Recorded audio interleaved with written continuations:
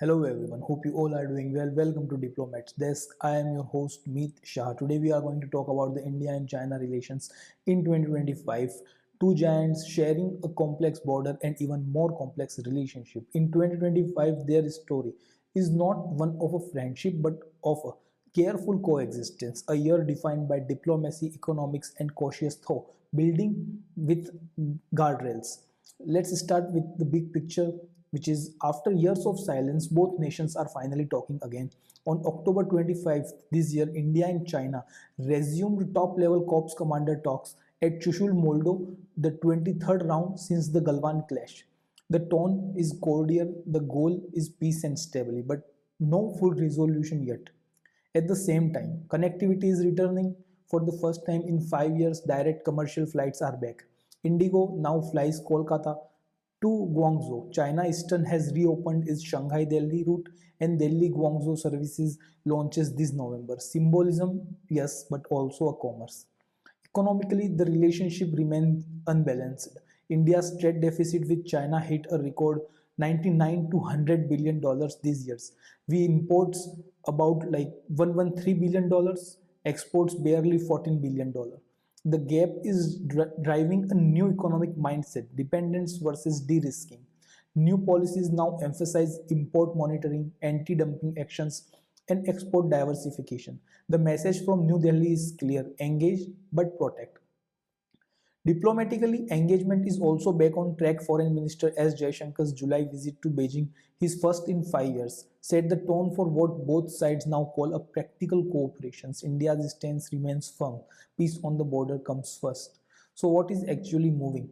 The round 23 talks were described as a friendly and cordial. That means keep talking, keep managing, don't escalate.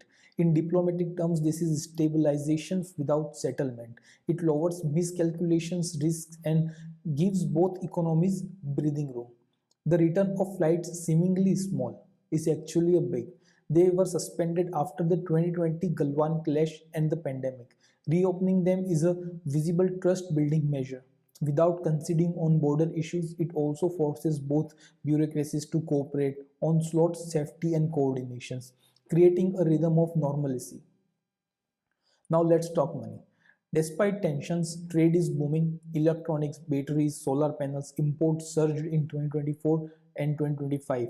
India plans a dedicated import monitoring unit to watch for low-cost inflows and tariff loopholes. That means more compliance check for businesses and possibly more anti-dumping actions in 2026. Investment, however, remains under tight watch. Since Press Note 3 in 2020, Chinese FDI approvals have dropped sharply from nearly $900 million a year to just 68 million. Security concerns outweigh capital needs. India's border economy strategy is clear: de-risk, not decouple. Encourage China plus one supply chains, promote local manufacturing through PLI schemes, and selectively open sectors that cut costs while keeping tight control on ownership and technology. What do these flights actually change? For trade, a lot. Faster executive travel means faster vendor audits, quicker quality checks, and smoother transfers. Even a few days saved can shift sourcing decisions in favor of India. Tourism and student movement will recover slowly, but if these first three routes hold through mid 2026, expect more to follow. Each flight that takes off makes the relationship a little harder to freeze again. Looking ahead to 2026, three scenarios emerges. Base case is talks continues, flights expand to six routes, trade grows most modestly, but the deficit stays above 90 billions. Market view this as a low grade detente, a major border disengagement at one or two friction points, faster flight expansion, and selective Chinese investments allowed under strict joint venture terms. If that happens, both sides win economically. Downside scenario: another broader flare up holds flights again. India tightens trade and tech restrictions, and companies rushes to build risk buffers. So, what does this mean for policymakers and businesses? For India's policymakers, keep using import monitoring and anti-dumping tools, but set deadlines for domestic capacity or risk higher cost without competitiveness. use flights to quietly sign technical MOUs on product standards and testings that lower barriers without loosening investment rules. For Indian firms, plan for continued Chinese inputs in electronic chemicals and solar through 2027.